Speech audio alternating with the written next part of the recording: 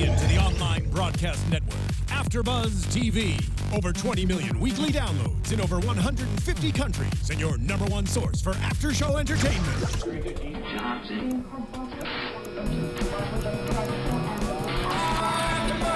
AFTERBUZZ TV, the destination for TV superfans. Producing after-shows for over 300 of your favorite TV shows.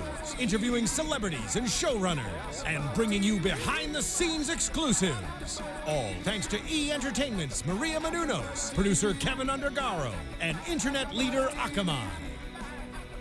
Now, let the buzz begin! Hello, dirty heifers, and welcome. I had to. Welcome to the Scream Queens finale after show here at AfterBuzz. I am your host, Keetin Marchi, and I have the two lovely ladies to my left, right? Yes. On the camera will be different, but introduce yourselves, ladies. I'm Stephanie Wenger, and you can find me on Twitter and Instagram at Stephanie Wenger.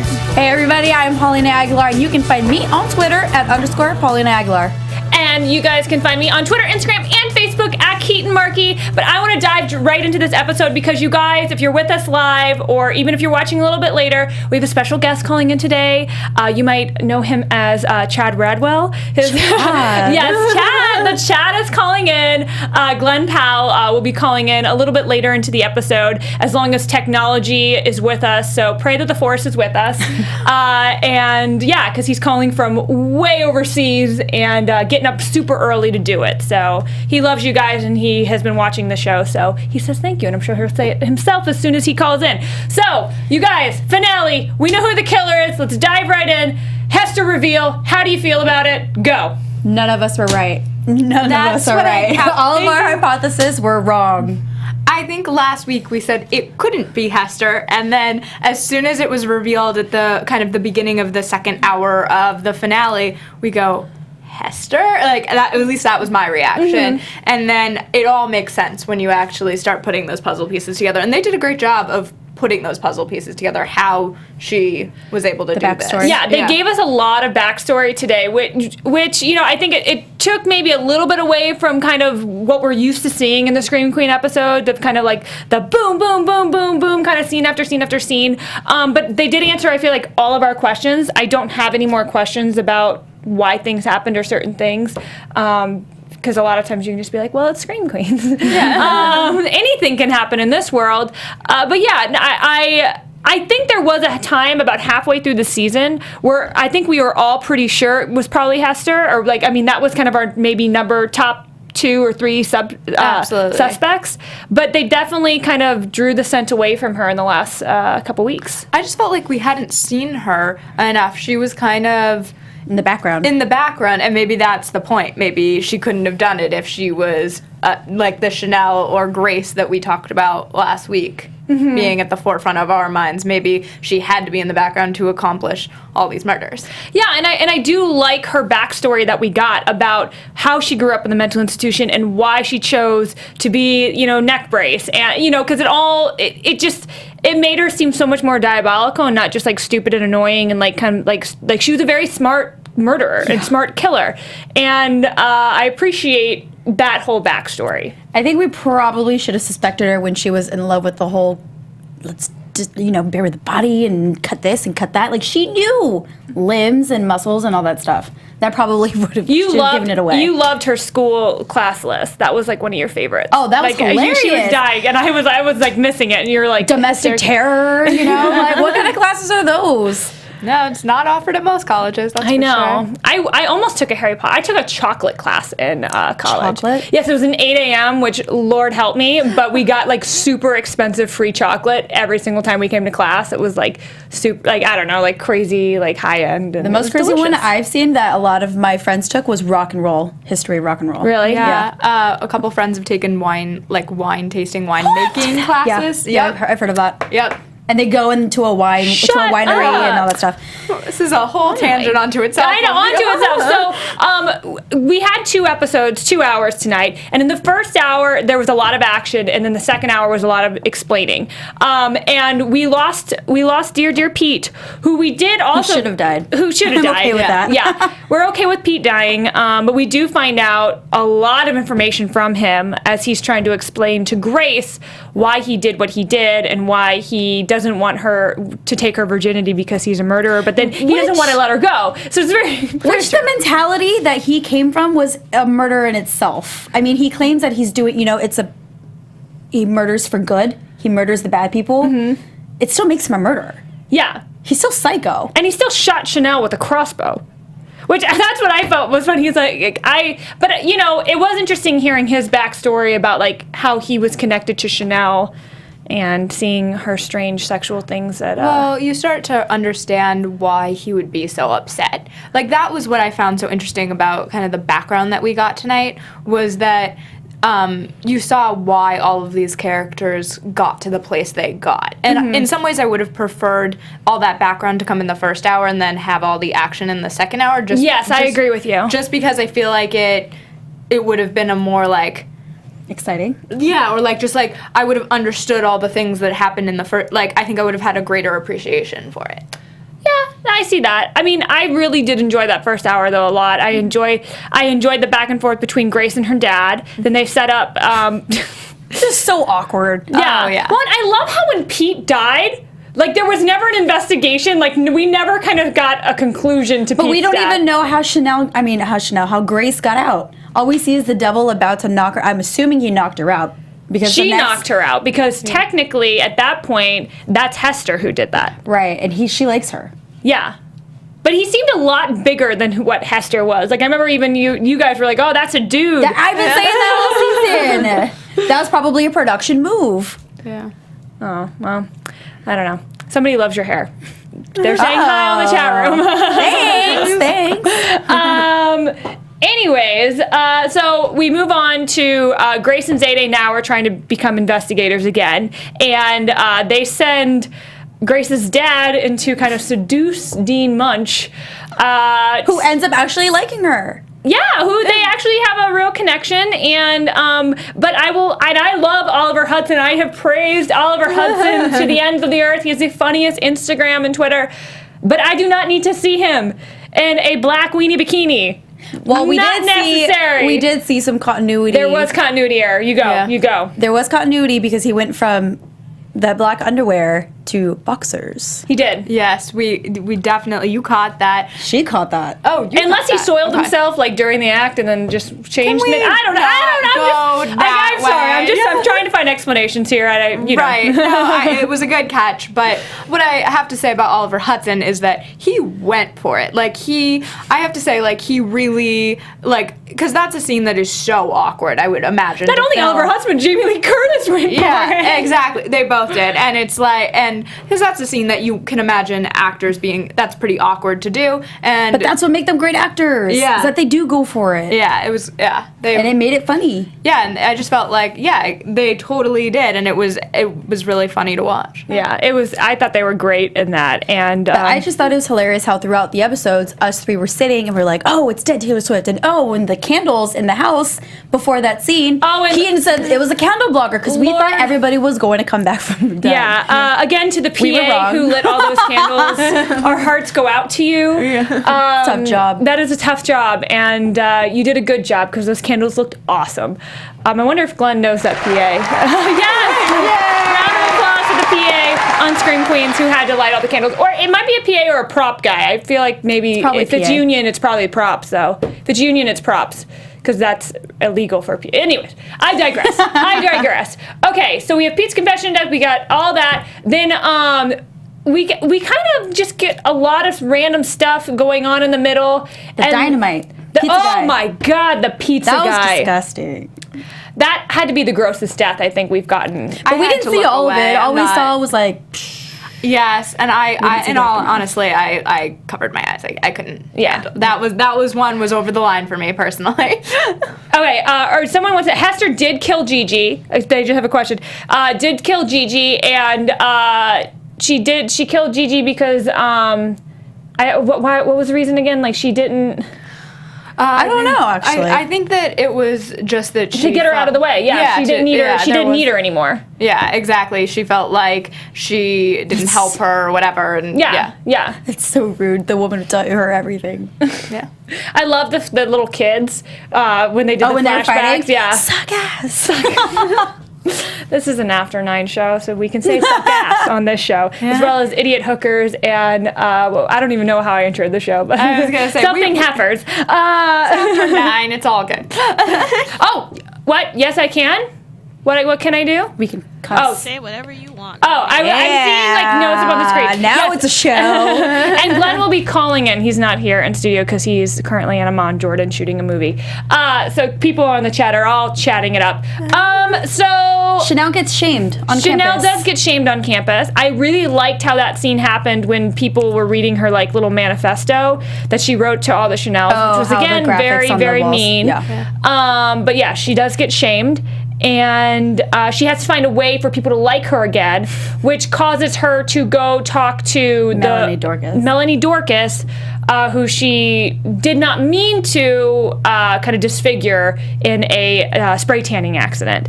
And we see Melanie Dorkus, and we were all thinking it was Melanie Dorkus for a while, and turns out it wasn't Melanie Dorkus, but she's got some awesome mastiffs.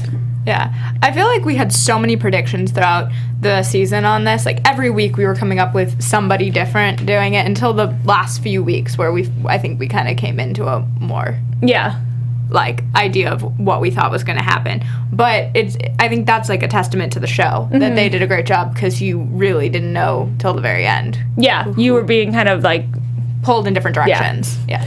I was say dicked around. It's After 9. I can say anything I want. I was gonna say you're really going for it. Yeah, we've been dicked around by Scream Queens all season. So yeah, Chanel is hated. She goes to apologize to Melanie Dorkus, and then while she's trying to basically kill Melanie Dorkus is when Zayday and Grace run in and reveal that no, it's not her. It's Hester. Right. And then they go find Hester, and Hester has that was gross too. The freaking stiletto to the eye. Oh. And even like when that was going on, we were all thinking it was Chanel number 5 because Chanel number 5 had to leave because of her Tinder thing, and then she was acting all suspicious, and then she had that look, and the camera zoomed in. Look, yes, and then she was like the only one upstairs back in the house when Hester was stabbed in the eye. So, you know, Hester got away with it. She covered her tracks very well. I have to say, though, it's hard to have sympathy for any of these characters. I feel like at this point, it's I don't think you're meant to have sympathy for them. Yes. But I did have a lot of sympathy for Chanel number 5 when her parents disowned her. Oh my God. I feel so bad for Chanel number 5. Yeah, I was just like, your parents are, like, even if you did the most awful thing, hearing your parents say these things to you. But I don't like Chanel number 5, played by Abigail Breslin, who has been awesome in the show. I've never really hated her ever. I just feel so terrible for her because she literally just gets ripped apart by everybody, every single person. But even her parents took it to a whole nother level tonight. I was just like, oh, I feel legitimately bad for you. Yeah, I felt very, very bad for Chanel number 5. Chanel number 3, on the other hand, she was loving, like, I don't know, like she denied first that she was like, I am not the killer. But then all the letters from Charles Manson. She accepted it. She's like, yeah, okay, I guess. And because she accepted it, we got to see her with real hair Princess Leia buns, which makes me so happy and so excited to see her in Star Wars next week. Amazing. Because if you guys don't know Billie Lourd, who's awesome, she will also be in the new Star Wars movie, I believe playing a younger version of Princess Leia, who is her mom. So get excited for that. Yeah, like what a fun little shout out to Star Wars. Absolutely. How cool. Yeah, exactly. Shoot, that's awesome. Yeah, I mean, that's great. Like, and it's something for like the fans to pick up on. Amazing. And then we get into this trial, which, I mean, Denise just arresting everybody with like it seems like very little cause. But she's still watching you, Zayday. She's still watching Zayday. Yeah. But the 3 Chanels, they're the ones who went down. They did, and Hester was able to get all of them blamed in some way, in a way that it didn't completely seem out of the realm of possibility. And, when we see the jurors stand up to kind of read the verdict, we see that they said not guilty. And then Chanel, of course, has to go off in her Chanel way. And we very quickly, they changed the jurors' minds to guilty because Chanel's a bitch. And, they all go to the insane asylum, which is kind of fitting because that's kind of where this story began and these murders were kind of thought up of. And so for these three girls then to have to live out the rest of their lives in this insane asylum is very fitting. And it's also hilarious that they're like, it's basically a sorority house, which it is, because I've been in a sorority house and it's basically an insane asylum. We have circles and we talk about how our feelings and how to make them better. And no, I mean, it was like, it's very funny because you could start to see those, like, obviously the sorority house on Scream Queens and the mental institution are the two extremes, if you will. Like, it's the most extreme version of these things, but you do see, like, the odd little parallels between the worlds they created. I won't say in reality that's the case, but in the worlds they created, you definitely see the similarities between these two. Yes. Am I the only one that forgot about Denise and Chad? I think I forgot about Denise and Chad too, but because Chad has slept with everybody, basically, right. I feel like. And speaking of Chad, he's actually on the line, I'm hearing. Glenn, are you there? Is he there, Glenn? Oh my gosh, I don't know. Sorry guys, just lost him. He should be calling me soon. Sorry. Killing me, Smalls. Sorry, it was ringing. I saw it was ringing. That would have been such a smooth transition, too. I was so excited. Damn! Yes, and then it was just like, no. No. It'll come back. I'll let you guys know. Chad and Denise. Yes, I completely forgot. But literally, that second hour was saved by Chad. Like, every scene with Chad, I just loved. And it's not only because he's calling it. I just thought, like, he's such great comic relief. And he's been such a great character this entire series. Oh, yeah. He's my favorite beyond everybody else. My favorite was the charity. Yeah. I'd like to do a charity. What charity? All of them? Yeah. Some of the best one-liners from him are so funny, and just like press conferences. Like, he's a random dude who's coming to this press conference. He had a room full of press. I actually want to ask him if he helped come up with those one-liners. Is he witty like that? I mean, I know you've known him and you've grown up with him, but Glenn is pretty witty. He has some good one-liners. He's not that he's not that, like, mean, like, because I feel like Chad's one-liners are really kind of mean and sick and twisted. And I don't like to think of him as being a very sick and twisted person, but he might be. I don't know. I don't know if he was a method actor to get really into Chad Radwell. So and guys, if you are here with the live chat, please stay with us, and let us know what questions you'd like for us to ask. Whoa, somebody just said Scream Queens Asylum is confirmed. Really, Gleeksby? Are you sure? Where did you see that? Because I want to know where that is. We'll have to ask Glenn. I can see that. I can see that. Yeah. You can't not sign Emma Roberts back. Because we were doing some research earlier and I hadn't seen that yet, so that would be breaking news if that's the case. So very exciting. I want Scream Queen Summer Camp, and that's what Diva View said. I agree. I would love Scream Queen Summer Camp, and I want Chad to be a counselor at it. So... do we have him back? Yes, we do. Glenn? 1 moment. Okay. Hey, Glenn, you're on. Glenn? Hello. Hi, Glenn. Hey, what's up, guys? Oh, are you there, Glenn? Can you hear me? Yeah, I can hear you. Thank you for waking up early, first of all, to call in today. The finale was awesome. Oh, man, thank you guys for watching. Yeah, it's a little early here in Jordan, but not as early as we're used to. Usually it's like 4 a.m. pickups. Today it's 7, so it's nice. Oh, lucky us. That, meant to be. So, Glenn, we were kind of sad we didn't see you that much in the finale. Was that because you had to go shoot this movie? Yeah, well, Ryan did me kind of a solid, man. He's a good guy. This is a movie that was kind of coming down the pipeline for a bit, and then and unfortunately, we kept kind of pushing. We were supposed to wrap a whole lot earlier for Scream Queen, so he let me be pretty light in the episode, so I just got to come back and shoot that scene with Denise and then that scene at the Dickie Dollar House for one day, and then go back to Jordan. And it was so great seeing your mom. I don't know if you guys know in the chat, and like you guys, I told you guys, Cindy Powell, Glenn's mom, was a reporter in that scene. Yeah. Well, I've put my mom in like the last like 6 or 7 things I've done. I try to Easter egg her in there somewhere. You need to start getting her like a higher billing, Glenn. What was that? You need to get her a higher billing. Come on, man. I know. Look, nepotism only goes so far when you're this powerless in the business. I'm doing my best. Hopefully I'll get her some top billing here soon enough. All right, girls. I know you guys had a couple questions when we were. I think we actually had a fan question for you. He wants to know how long it takes to film a Scream Queen episode. Scream Queen episode, it kind of varies, but usually about 2 weeks. 2 weeks? Because you have a ton of dialogue. Like, how long do you have to, and you like Sorkin it. Like, you, like, go through this dialogue so freaking fast. It's crazy. Like, how long do you have to memorize all those lines for your scenes? Well, sometimes I get, like, a week beforehand. Like that scene with Pete in the Dickie Dollar House. Mm-hmm. I got it that morning. Oh. So, my God. So like that, there was like this really long scene where the episode kind of was that the writers were writing literally until the last minute. So that scene with Pete in the Dickie Dollar House where I'm reading Boone's will. Yeah, I got that morning of. Did you at least get to kind of read something, like read some kind of will to help you out? Yeah, well, at least I got to like read part of the will, and all that was made it a little bit easier. But yeah, there's a lot of dialogue, and I guess when it comes down to the wire, the person I'm really impressed with on all that is Emma. I mean, Emma's dialogue is crazy. She's got monologues upon monologues every episode, and she just crushes them. She's got a memory like I've never seen on any actor before, though.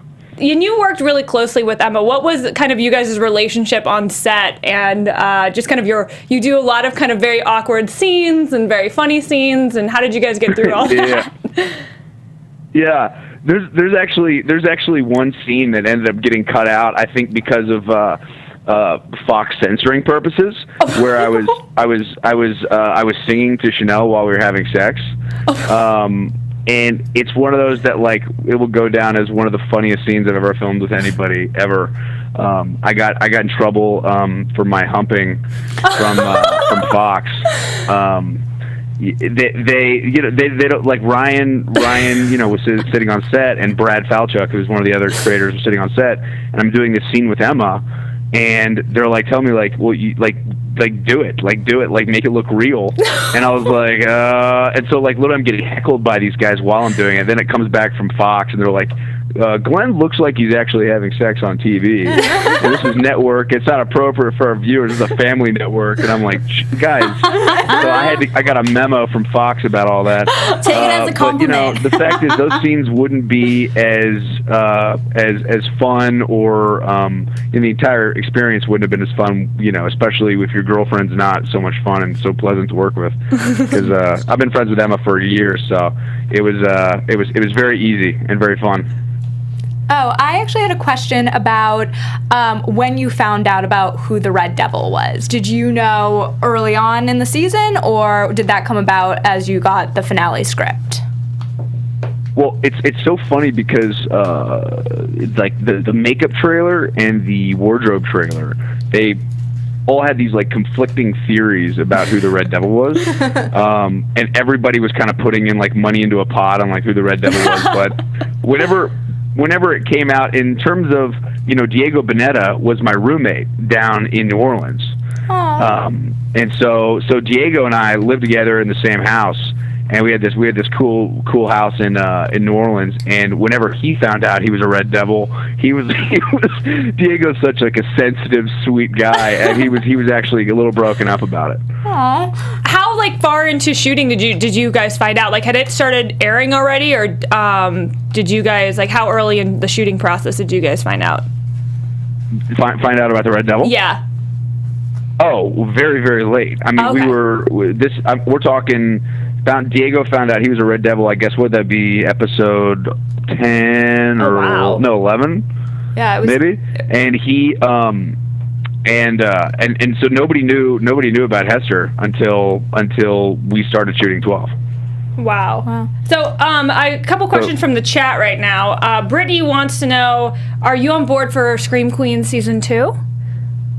Are you allowed to say? Yeah, I've talked to Ryan about it. If there's a season 2, I'd love to be a part of it. I don't really want to drop Chad Radwell anytime soon. I mean, I'm having a blast with that guy. But, yeah, you never know. You never know. We'll keep our fingers crossed. Tell everybody to keep watching. Yeah. And one fan wants to know, if you weren't playing Chad, who would you want to play on the show? Well, I told somebody this the other day that I think, Hester's like the most weird, bonkers character ever.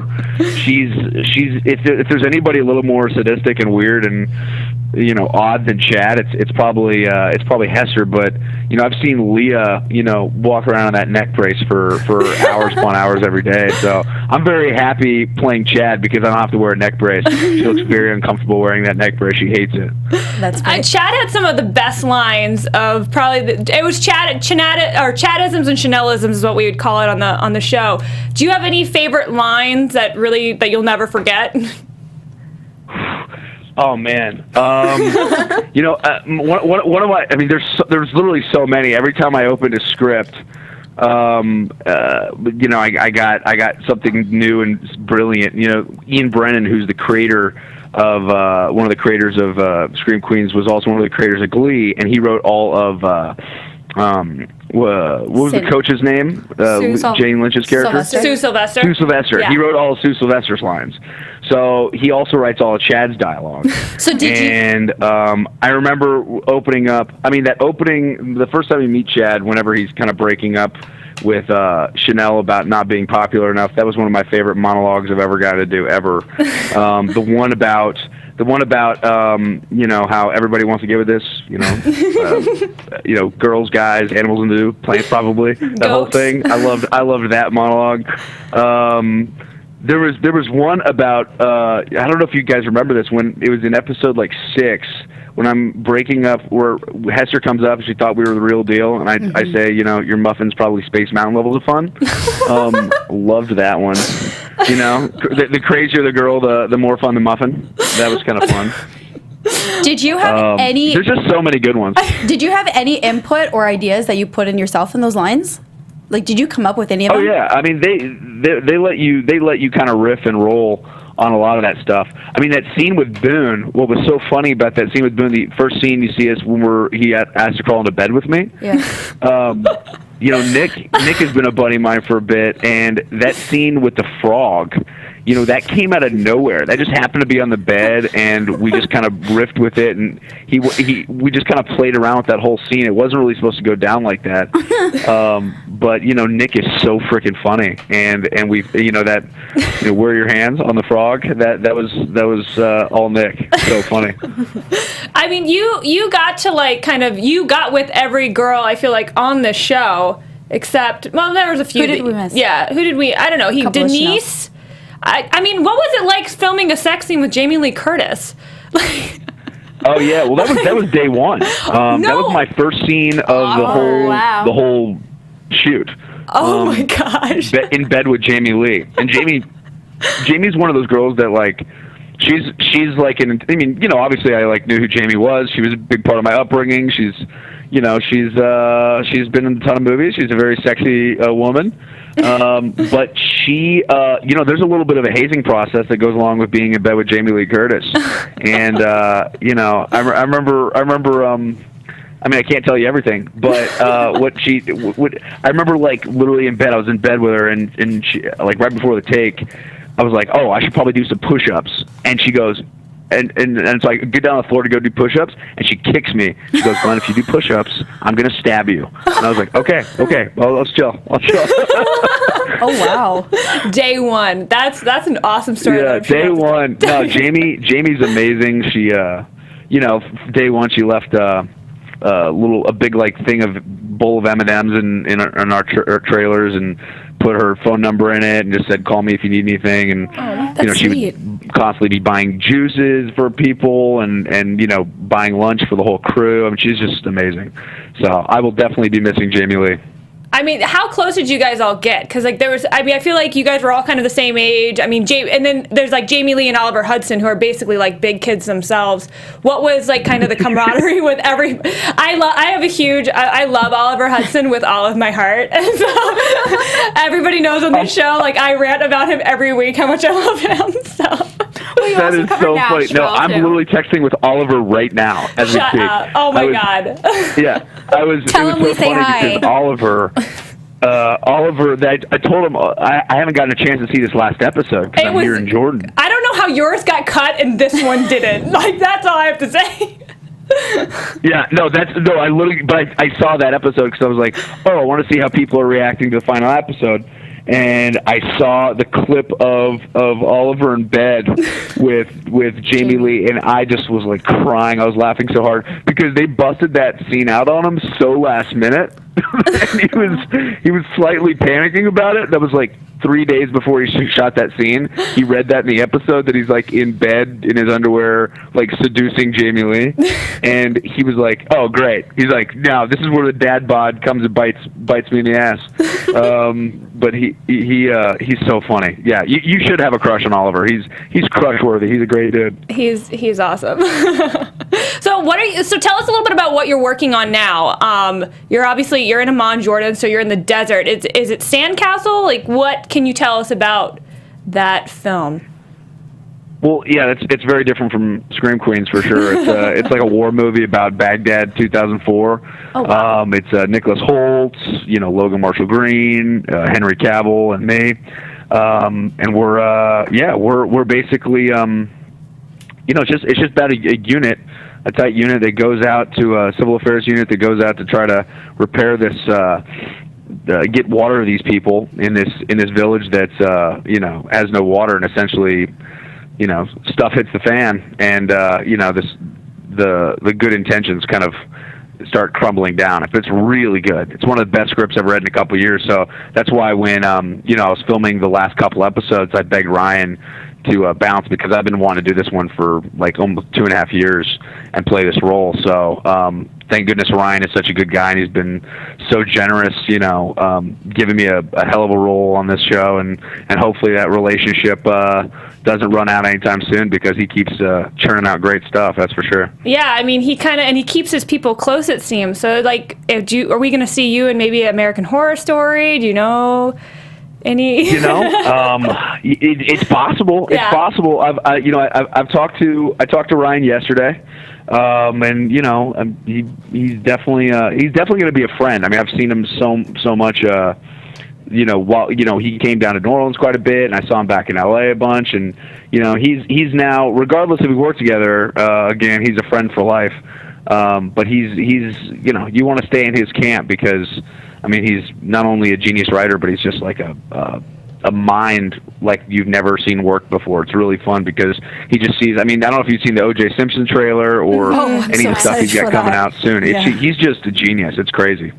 He's an IU grad, so Yes. Is he really? He is. That's right. I forgot about that. He's from my neck of the woods. Yeah. Go IU. Sorry. No, you've mentioned a couple of very different characters, and one of our fans wants to know, how do you get into character? How do you find a way to kind of embrace Chad and all the other characters you play?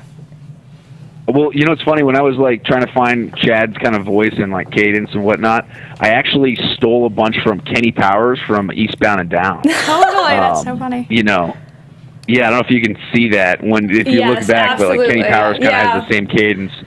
And then before I'd shoot, and I'd get made fun of this for this all the time, but I would pump up Lonely Island in my trailer before as I was getting ready. Not Backstreet But like Boys? all that Lonely Island, like goofy high energy stuff, it always works. So.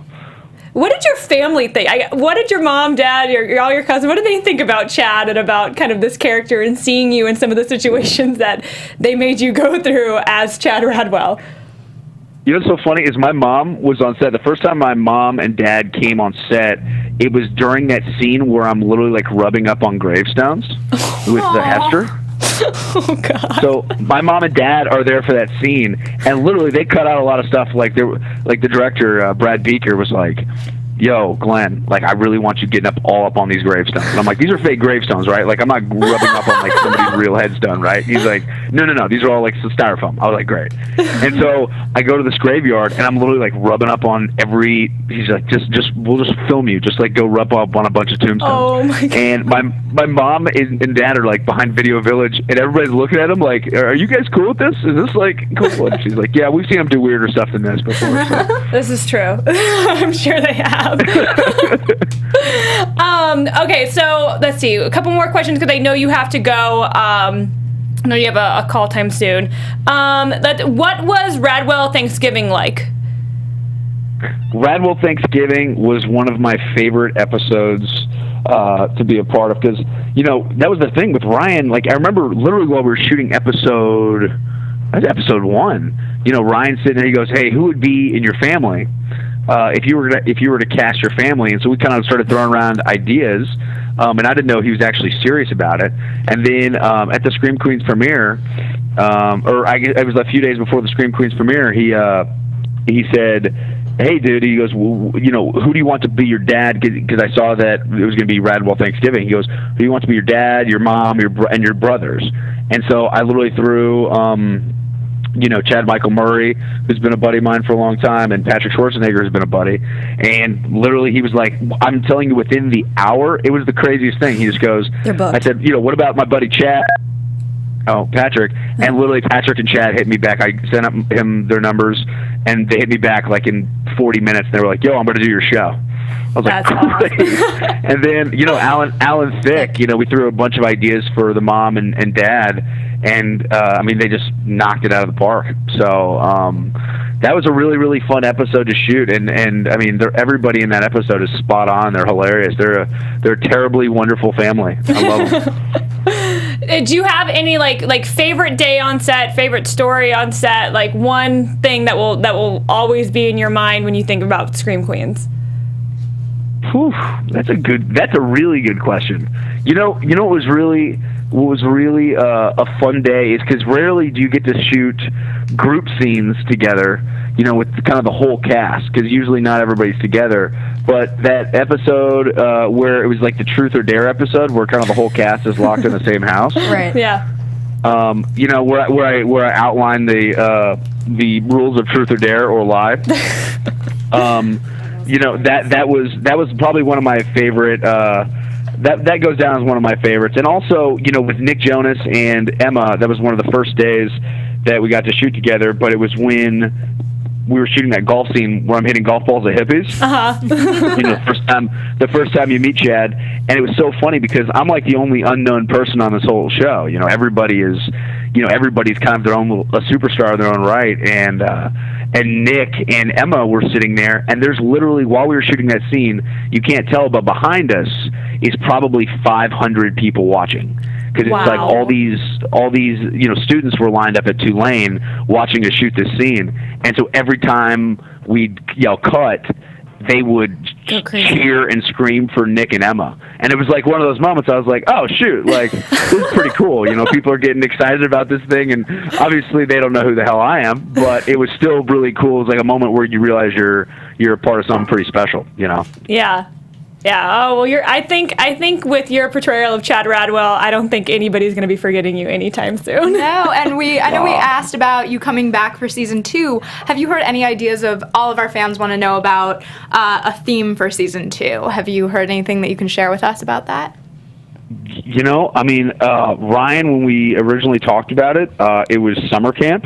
Yes! So, that's what we wanted for so long. Sorry to interrupt you. You know, and which I thought was a genius idea. And so, I mean, I hope that goes about, because we've even talked about some of the funny horror tropes that are kind of done at summer camps, and Chad fits into it very well. It's really, really funny if it happens.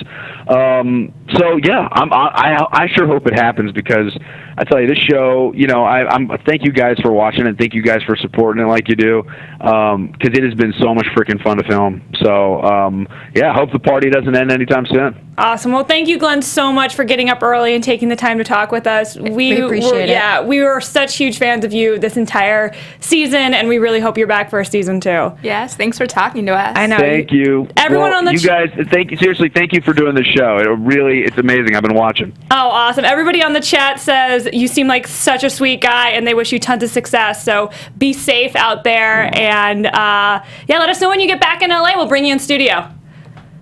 I can't wait. All right, Glenn. Thank you. Have a great day. All right. Bye, guys. Bye. Bye. I love him even more. I told you he's a sweet pretty guy. fucking awesome. Oh, and I didn't even say, I didn't let him even say, but you guys can follow Glenn on Twitter and Instagram. I believe it's just at Glen Powell. So he's such a sweetheart. He has such a funny Instagram. So keep supporting him because he's awesome and he supports us and keeps us going too. So always great to talk to a star, and he had so many fun insights into the I want to show. know more stories. I know. It's like, Some that he won't say on the air. I know. Let's have like a dinner party with him or something. I don't know. Invite me to the next Radwell Thanksgiving. Sign me up. So anything else from tonight's episode? Anybody online? Like anything that we missed or want to talk about?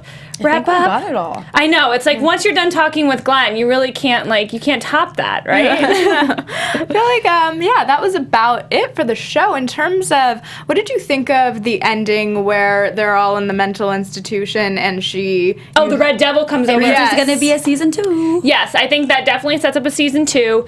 I don't think they could have ended in any other way but that way. Like, I wanted that ending.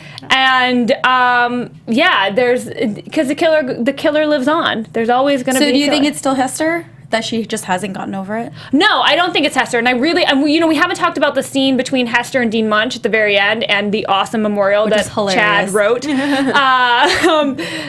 I really enjoyed that scene. I enjoyed them both being like, you know what, let's put this to bed. We both know about it, and this is going to be done now. But yeah, I don't think the Red Devil that was above Chanel would have been Hester. At all. I think it would be somebody else taking on that identity. Because Hester already got what she wanted. Yeah, Hester's good. Hester's done. Bye. Yeah, I think it's going to be that they a triplet. introduce a new Red Devil if there is a season 2. I Yeah. can't imagine it continuing on being like there has to be some other twist. Yeah. Absolutely. So there'll be a whole new thing. I really, really hope we get summer camp because I think that's what everybody in the chats have been saying how much they want. That's what Glenn wants. That's what Glenn Fingers wants. crossed, yeah. That's what Chad Radwell wants. And we always have to give Chad Radwell what he wants. Absolutely. So yeah, I think that about wraps it up. Thank you guys so much for watching this season 1 of Scream Queens with us and watching our after show. While we're all gone, what other after shows do you guys cover and where can they find you on social media? I actually started MTV's The Challenge Bloodlines. We air Thursday night, so stay tuned for that. It's a very, very dramatic season. You guys can follow me on Twitter at _Paulina Aguilar and on Instagram at Paulina M. Aguilar. And I do the after shows for Supergirl and Pretty Little Liars on Monday and Tuesday nights, so be sure to check that out. And you can find me always on Twitter and Instagram at Stephanie Wenger. I do the after shows for Nashville, which is kind of on a hiatus right now, Rain, and Once Upon a Time, as well as I do a Disney movie news show for our Popcorn Talk network, which is our sister network, and I do a lot of spotlight ons, and I talk movies, so I'm all over the place. I'll tweet it out if I'm doing something cool. You can always find us all around here. Yes, you can find me on Twitter and Instagram again at Keetin Marchi. Thank you guys so much for your support and love. We love you guys, and thanks for keeping our lights on. We'll see you next season, summer camp, maybe, hopefully. Bye. Executive producers Maria Menounos, Kevin Undergaro, Phil Svitek, and the entire AfterBuzz TV staff. We would like to thank you for listening to the AfterBuzz TV network. To watch or listen to other after shows and post comments or questions, be sure to visit AfterBuzzTV.com. I'm Sir Richard Wentworth, and this has been a presentation of AfterBuzz TV. Buzz you later. The views expressed herein are those of the hosts only and do not necessarily reflect the views of AfterBuzz TV or its owners or principals.